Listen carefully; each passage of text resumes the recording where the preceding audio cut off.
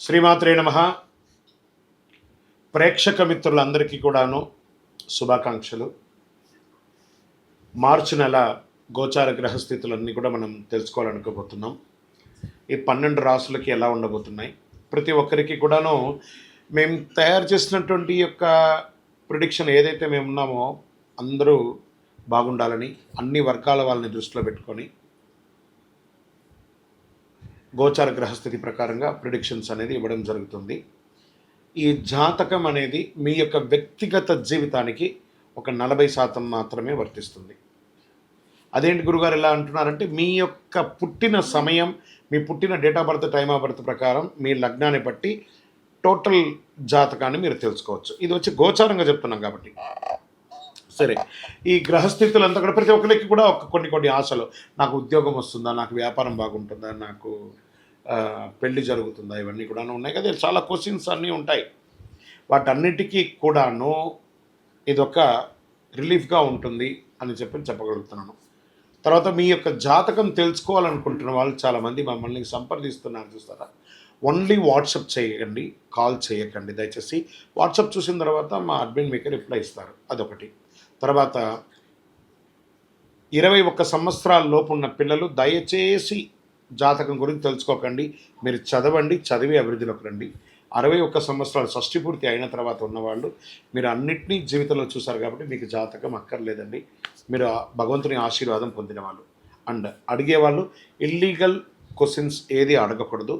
మీ financial అప్పులు బాగైపోయిందండి అని అంతా కూడా అలాంటివి అడగకండి. మీ జీవితంలో ఎదగడానికి వృత్తి వ్యాపారం గురించి అడగండి, అదొకటి. తర్వాత జాతకం పడుతున్న వర్షానికి ఒక గొడుగు మాత్రమే, కానీ జాతకం జీవితం కాదు. మీరు మిమ్మల్ని నమ్మండి, మీ ఇష్టదైవం కులదైవాన్ని నమ్మండి, జాతకం కూడా సహకరిస్తుంది. విజయోస్తు.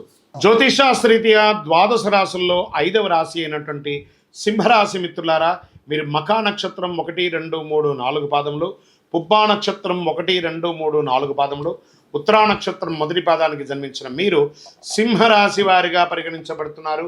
ఈ మార్చి నెల మీకు శుభాశుభ ఫలితాలు ఎలా ఉన్నాయంటే, సూర్యుడు మీకు ఈ నెల అనుకూలంగా లేకుండా 7వ ఇంట్లో ఉన్నారు. కుజుడి గ్రహం అనుకూలమైనటువంటి ఫలితాలు ఇస్తున్నారు. బుధుడు ఈ నెల మీకు బాగలేడు. బృహస్పతి కూడా అనుకూలమైన స్థితిలో ఉన్నాడు. లగ్నం పైన శని ఉన్నాడు. దీనికి ఏమేమి ప్రభావాలు ఉన్నాయంటే, కాస్త మిశ్రమ ఫలితాలను ఇస్తున్నారు. ఉద్యోగంలో పని ఒత్తిడి ఎక్కువ, స్ట్రెస్ ఎక్కువ. ఇది స్త్రీ పురుషులు ఇరువురికి కూడా వర్తిస్తుంది.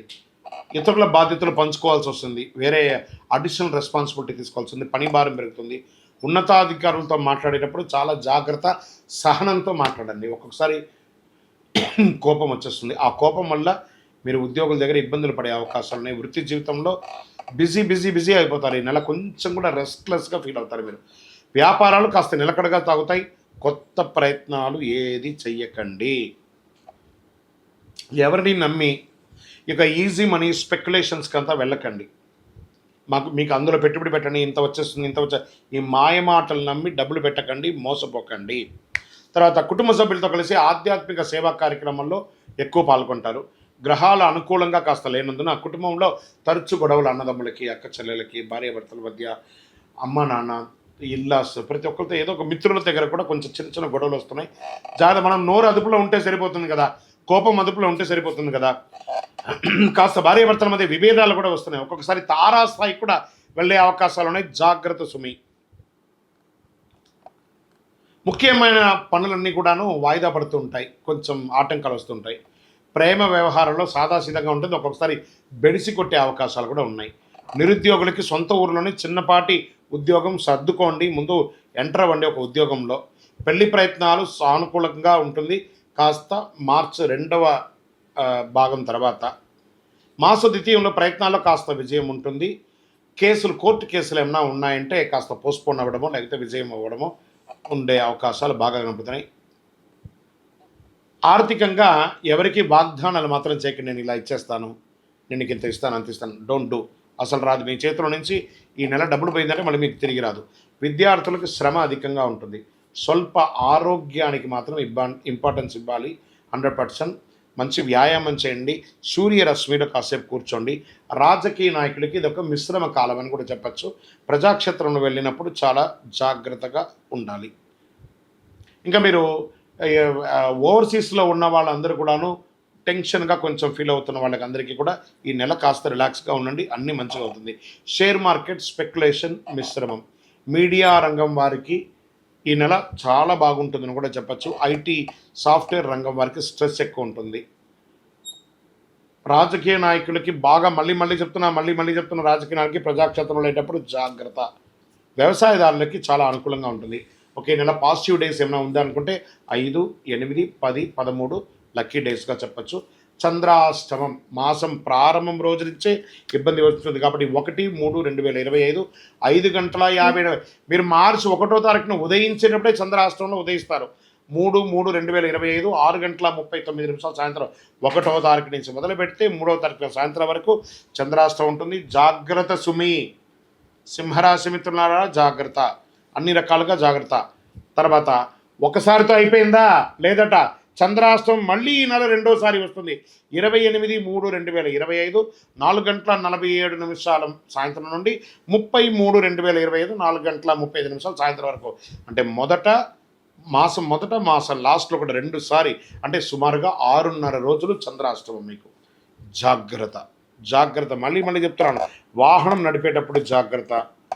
యాక్సిడెంట్స్ అయ్యే అవకాశాలు కూడా జాగ్రత్తగా ఉన్నాయి. నేను ముందే మీకు చెప్తున్నాను, మీరు జాగ్రత్త పడండి.